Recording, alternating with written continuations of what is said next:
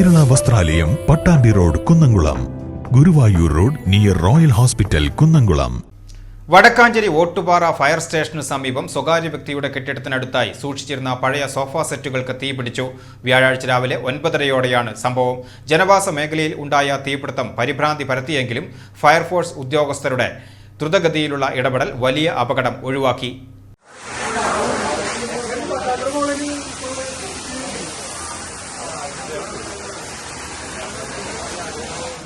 Ottupara fire സ്റ്റേഷന് തൊട്ടടുത്തുള്ള സ്വകാര്യ കെട്ടിടത്തിന് സമീപമാണ് തീപിടുത്തമുണ്ടായത്.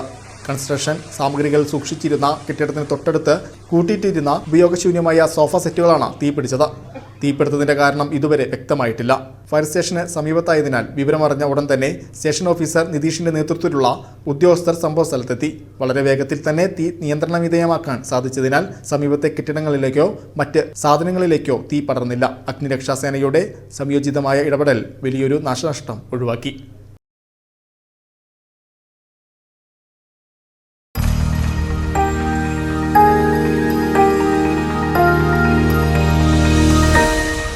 You are watching VCV News.